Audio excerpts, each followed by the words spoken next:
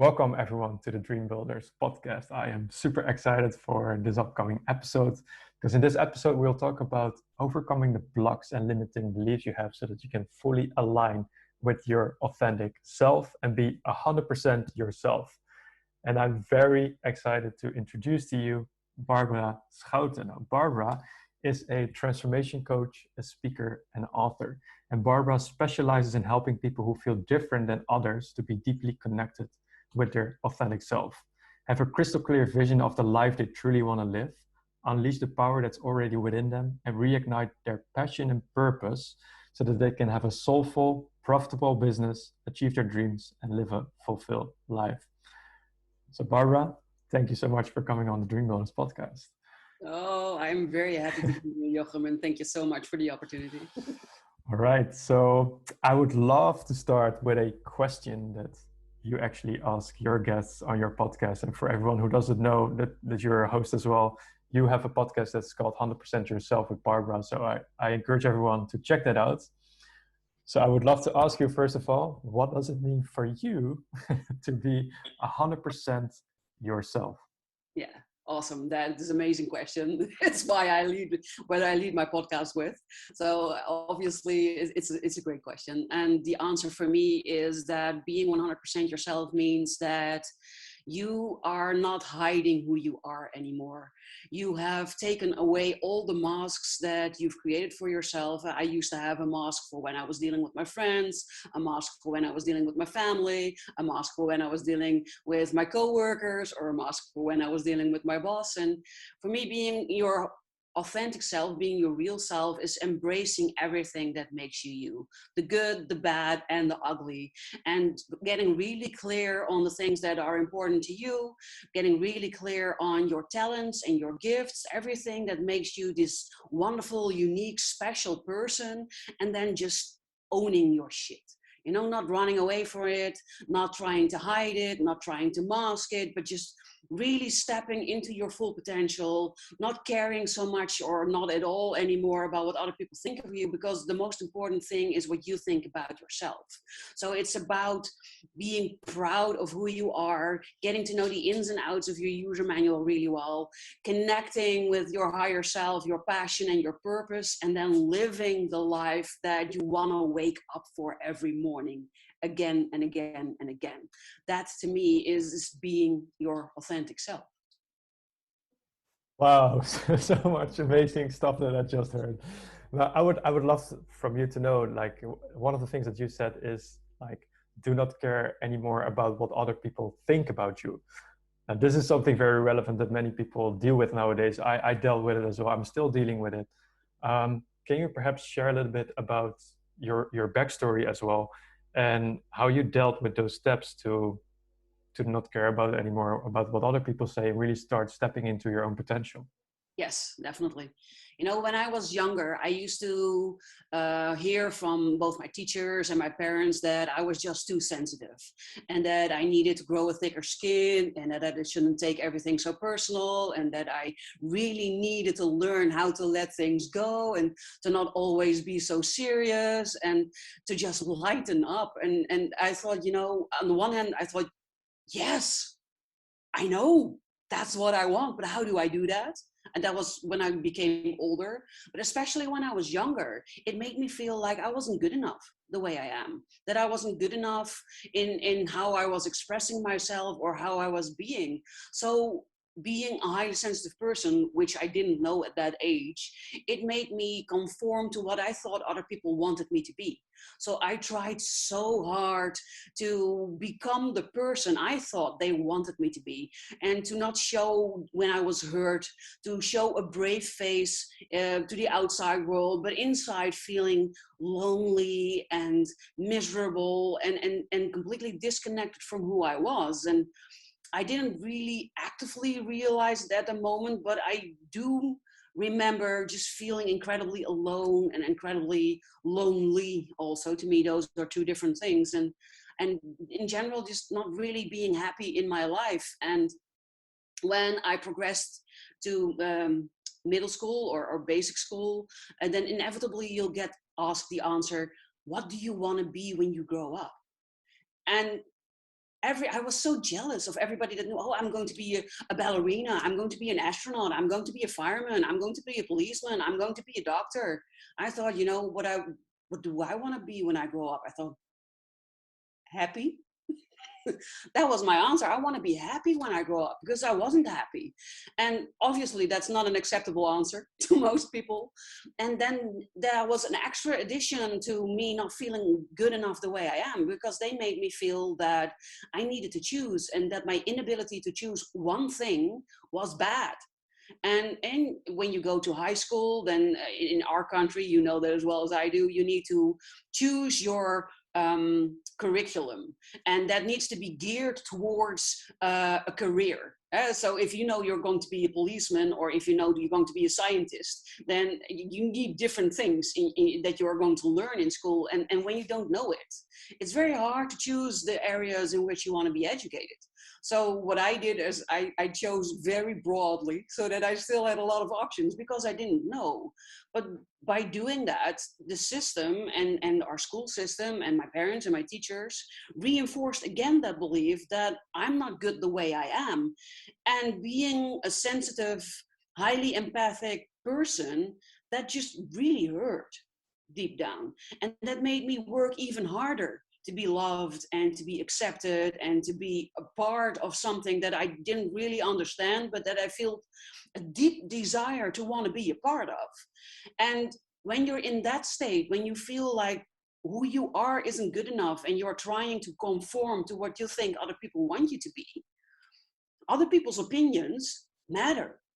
What other people say about you matters. What other people think about you matters. And they matter so much that you completely lose sight of what you think about yourself and what you think is important to you and what you see as your good qualities, because it feels like they don't matter, that you don't matter, and that you need to do something with what other people say and think in order to feel accepted, in order to feel a part of a group or a whole, or to feel like you're lovable, basically.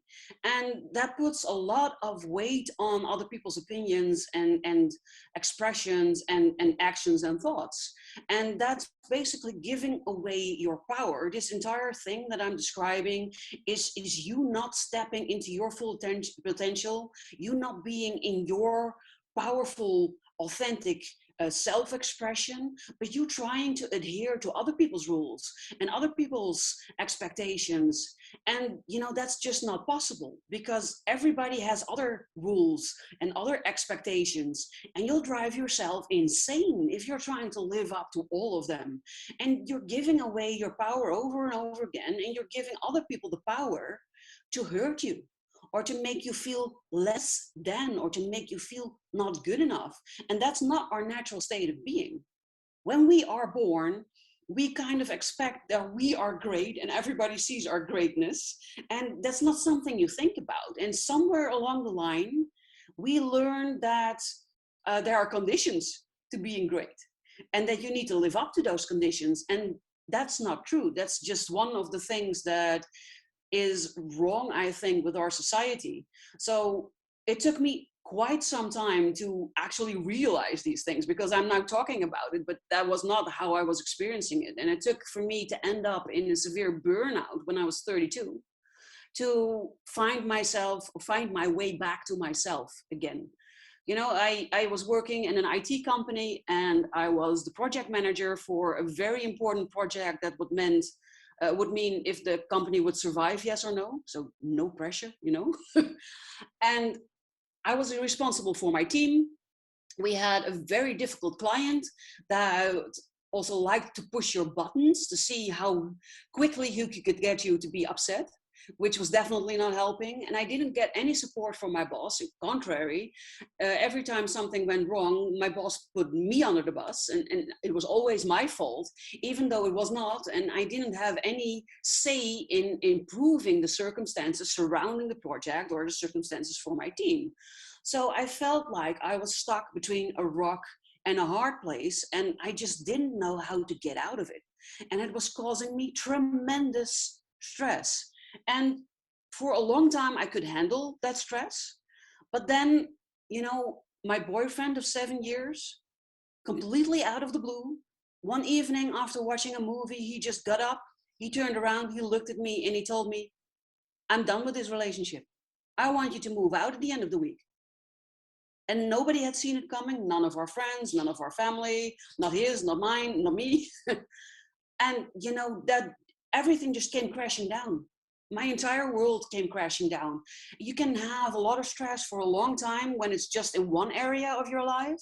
So either personal or professional, but then a huge amount of personal stress came on top of the professional stress that I was having. And I had a mental breakdown that included telling the customer what I really thought of them, which was not a good thing to do. But I had reached my limit, and it just came out, and she hung up crying, and I hung up crying, and it's not a pretty thing, but it happened, and it's human.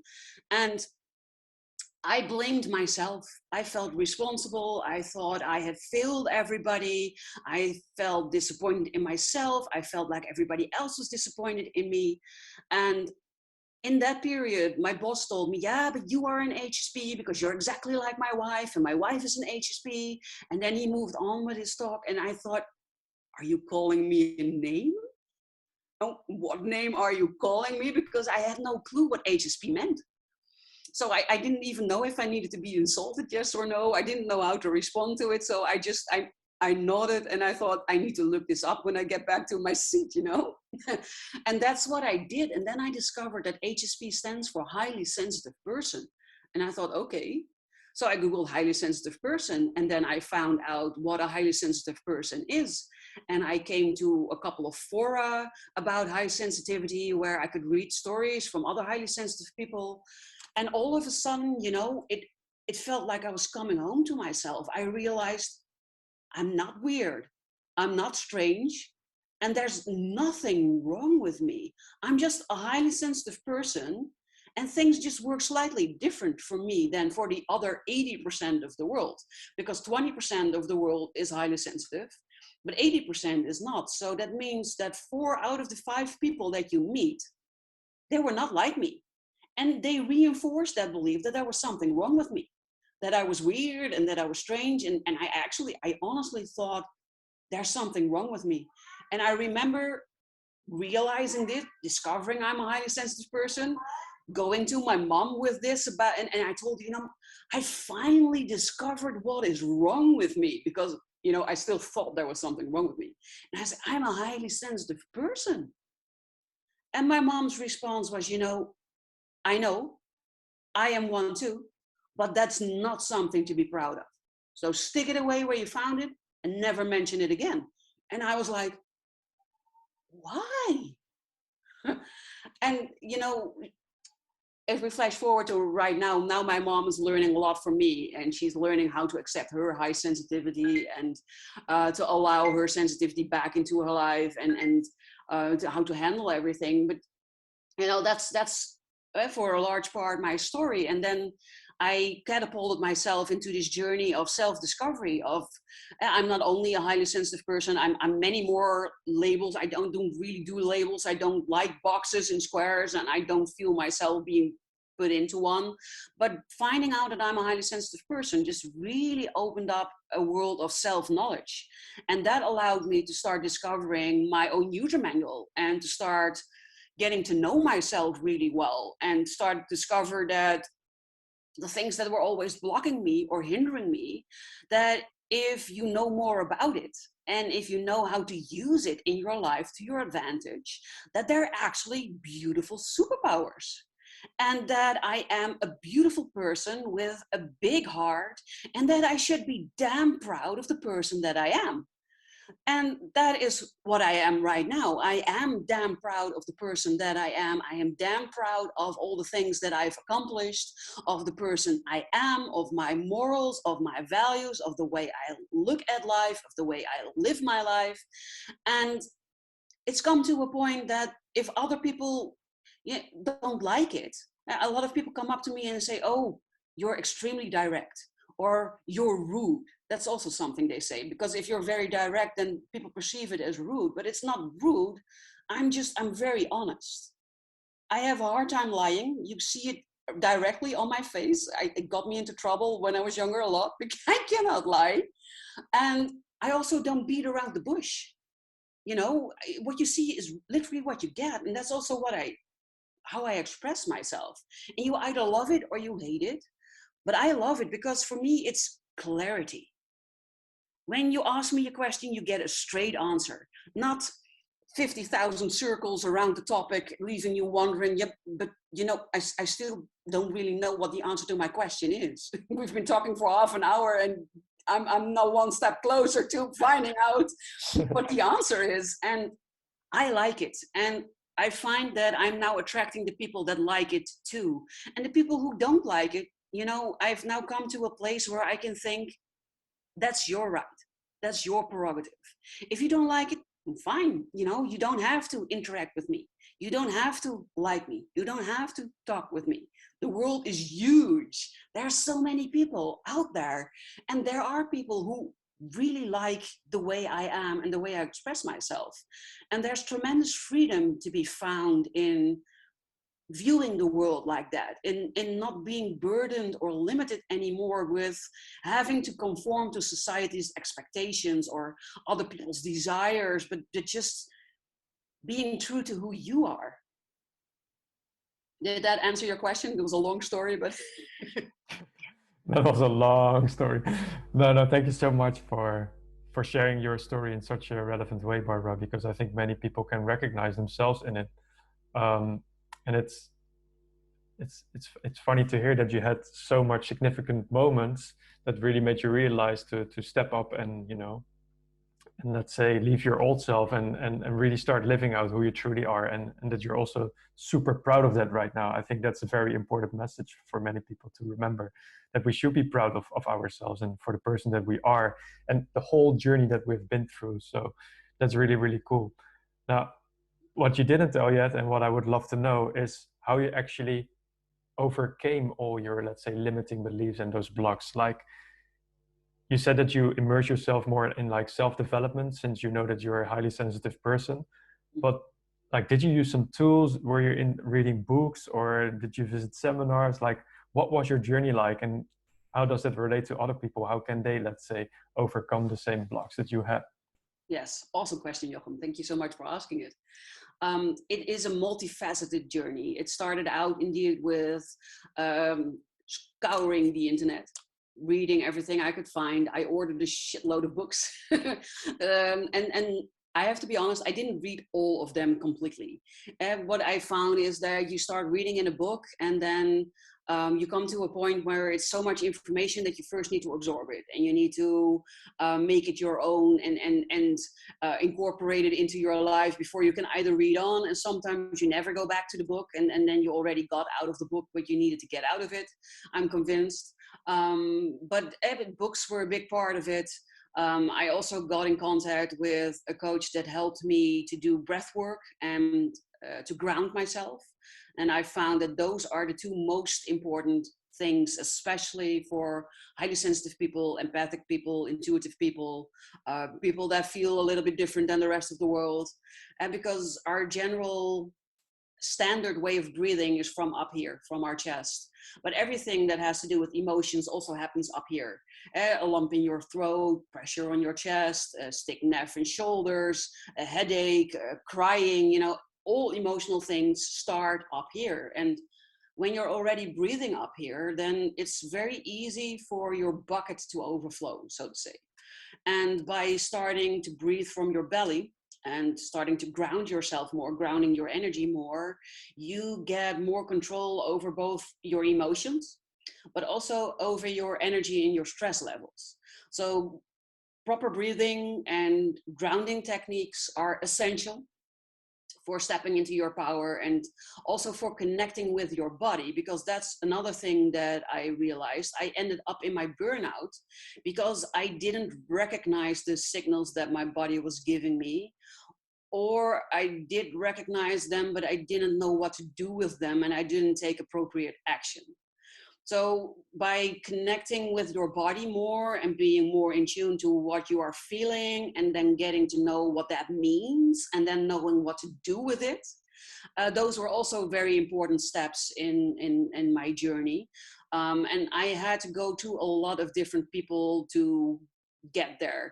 And that's basically also the why behind my business, because my search journey was a journey of almost 3 years of finding myself. And what I now do for my clients is help them to shorten that to much shorter. Usually we start off with a trajectory of 3 months, and then people feel much, much better than they did with when they came, and that can already start manifesting themselves after the second session. So, but you or I got different elements from different people, like the grounding and breathing, but also meditation is an extremely important part in my life. Having a good morning routine, but also a good evening routine in which you set yourself up for your day so that you have more control over your day and how you experience your day. And then also letting your day go, especially the energies that you pick up, learning to protect yourself and your energy from taking over other people's energy, but also preventing them from basically stealing your energy. I like to call those people the energy vampires. I'm sure you and the people listening know what I'm talking about. Those are the people that love talking with you. And afterwards you feel drained and you have a headache and you're floored, and they are like, oh, I so love talking with you. I feel so much better. Those people. And those are all steps that are important to take. And the most important thing, I think, is also discovering your user manual. So what makes you you, and what makes you unique, and what are the things that are really connected to you? What are your superpowers? Learning to see them as your superpowers, but also learning what the Achilles heels are of your personality and how to handle them when they arise. And just basically having all the tools to keep yourself in balance throughout your life, and so that you can handle everything that life throws at you. Awesome. Now, I have, like you mentioned, a couple of very interesting things that you use in your daily life. You said breath work, meditation, grounding techniques, and having a morning routine as super important as part of living out who you truly are. Can you perhaps dive into one of them that is like really significant for you and that's easy to use also for people, and perhaps you can even do a little exercise? Yes, definitely. Yeah. I can guide the listeners into what I start my morning with. So Sure. it's important to know that this technique that I'm going to share with you, you can use it in various ways. I use it to start my day because it sets me up for more happiness and more control over my energy and my emotions. And who doesn't want that, throughout your day? But you can also use it when you feel emotionally overwhelmed, or when you want to prepare yourself for a challenging conversation, or when you feel drained at the end of the day to replenish yourself. It's multifaceted. And if people want to know more about it, you can obviously contact me. But it starts with, let I first say, you can do this lying in your bed in the morning. The first thing when you wake up and you open your eyes. It's especially handy for the people who have children that take over their lives as soon as you leave your bedroom, basically. Like me. Exactly, like you. Or you can also do it sitting down, and you can do it standing up. I also have people who do this after they've already arrived at work, and then they go to the toilet, and then they do it on the toilet. Because then they've already shown their face to the boss, and they feel then the calmness necessary to do this. So sitting down, lying down, or standing up, both or all three of them work. And what you basically do is you find a comfortable position for yourself and a space where you can be alone for a couple of minutes and where you will not be distracted. And you close your eyes and you start following your breath. So you start following your breath into your body, and you focus 100% of your attention on how you are breathing. So you follow the breath in through the nose, through the lungs, in the chest, and then you see if you already reach your belly or if you don't go deeper than your chest. And then you follow your breath when it comes out again, through your throat, out your nose again when you breathe out. And you just do that. There's no judgment. There's no other thing you need to do. Just observe how your breathing is going. And with every new in-breath, you try to deepen your breath a little bit more.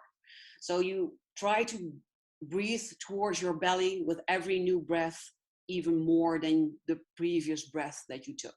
And if you find it hard to direct your breath, you can place both of your hands on your belly, just below your navel or your belly button, and you breathe towards your hands. Every time you breathe in and you follow that breath with your attention in your body and you steer towards your hands. And when you breathe out again, you try to release some of the stress and the tension that you feel in your body. So with every in-breath, you imagine yourself breathing in relaxation or new energy that you send towards your body. And with every breath out, you try to release some of your tension and some of your stress.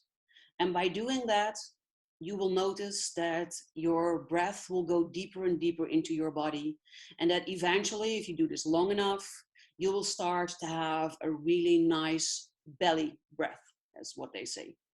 And that's the first step. And for some people, this will be quick. For other people, it will be longer.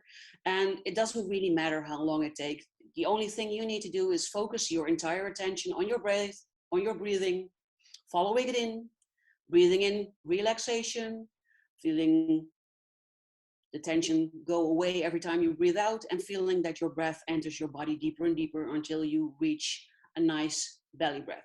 That's the first part. Obviously, if you're already breathing from the belly, this part is very short and you can go into the second part much quicker. But for most people who are new to this, this is the most important part. And if you've never done anything like that, then just stay with this first part until you've mastered it. And the way to master it is to do it multiple times a day. The way I mastered it was to combine it with every time I went to the toilet. Then it became an automatism. I even had post-it notes, especially on my own toilet, saying, check your breathing. And then I would go in and I would make sure that even if you only do it 3 times, breathing towards your belly, if you do that consistently every time you go to the toilet, then you will start to reprogram your autopilot breathing pilot program, basically. And what you want is that you start breathing from your belly on autopilot, that you do not consciously have to think about it anymore, but that it comes like automatic. So that's the first part to focus on and to really be excellent in. The second part is then, once you've acquired, that's the better word, once you've acquired the deep belly breath, then I want you to close your eyes and focus your attention towards your feet. And really become aware of how your feet touch the ground. And if you're lying in your bed, you can just pull up your knees and put your feet on the mattress.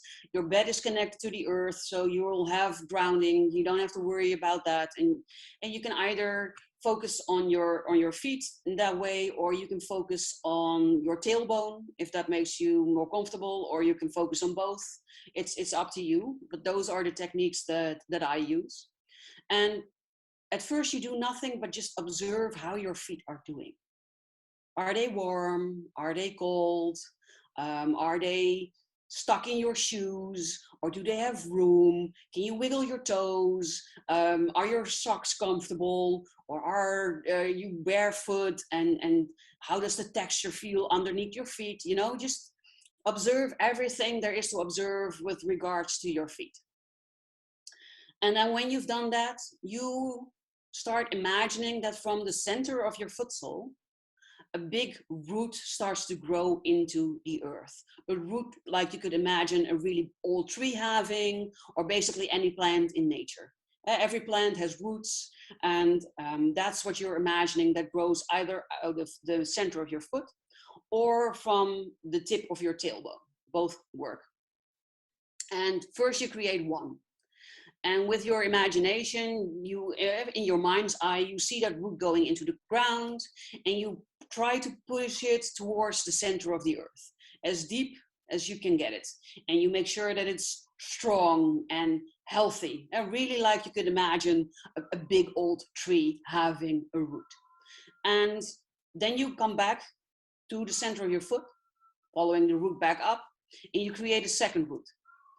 And you do that again. You You try to put it towards the center of the earth and you make it big and strong. And then from there, you try to create as many roots as possible. For some people, two already is a challenge, especially when you're starting out. That's perfectly fine. Two or one even is already enough.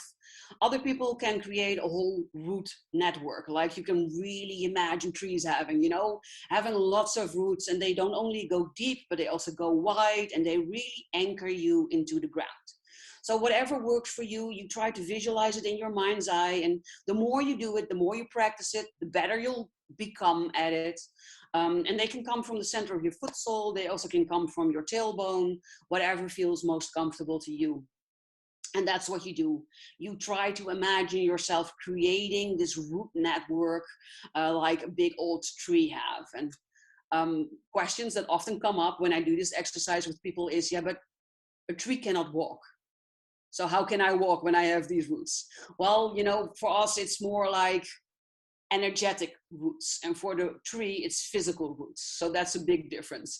Physical roots, it's really hard to move, but energetic roots, you can still move with them. So don't worry about that. That's really not the important part of this exercise. The important part is that you connect yourself with the healing energy of the earth. And this technique of grounding works when you want to set yourself up for success in the morning. It helps when you have taken on too much energy, too much stress, or you're feeling or just grumpy or not happy, or drained, empty, overwhelmed. Doing these, both of them, but especially also the grounding, will make you feel much better. And from there, then there are a lot of other techniques that use these as the basics that build upon these two techniques that will allow you to replenish your energy when you're feeling overwhelmed or exhausted, or that help you protect your energy so that other people do not steal your energy, or to help protect yourself so you do not take over other people's energy. But these two, in the way that I've explained them today, those are the basic techniques to start working with. And I already explained, I combined breath work with going to the toilet, or every time I was waiting for something. That's also a perfect opportunity to do this. Grounding you can also do when you're waiting, but then you need to make sure that you're waiting at least 5 minutes. If it's shorter, then it doesn't really make sense. But the most important practice time is in the morning, first thing when you wake up, because it will pull your energy down. So it will not be up here in your head and in the place where it manifests easily. It will be lower, which gives you more control over your energy and your emotions. And also that needs to become an autopilot. Being grounded needs to become your new autopilot. And in order to do that, you need to practice it multiple times a day. So what I advise people to do is to practice this in combination with your meals. So first thing in the morning, or around your breakfast, around your lunchtime, around your dinner time, and then preferably before you go to bed. So that will be 3 to 4 practice moments that will help you, if you do it consistently, to become grounded as a default, which will give you tremendous benefits. And in the beginning, it will take you a lot of time because it's probably new to you. I've created meditations for these audio recordings that you can get from me that will help you. I will talk you through this in a way so you don't have to think about it yourself. You just have to listen and basically do what I say and follow along, and you're golden to help you with it. But the more you practice it, the shorter it will become. For me, checking my breathing, checking my grounding, it's a matter of seconds. And if I feel I'm not grounded, then it's just like that, and I'm grounded and I can go on with my day. So yes, in the beginning, it requires an investment of time and of energy and of practicing with it. But I promise you that if you practice this regularly, then it goes extremely fast, and it will become shorter and shorter and shorter until you can do it like me in just a matter of seconds and be grounded and breathe from your belly. So I hope this is awesome. Yeah. Yeah, awesome. Thank you so much for sharing these two very practical exercises in such a relevant way, and also in such a profound way. So for everybody that you actually wanted to talk about breathwork only, but in the end you also talked about grounding. So thank you very much, Barbara. Now I have one question left to ask you.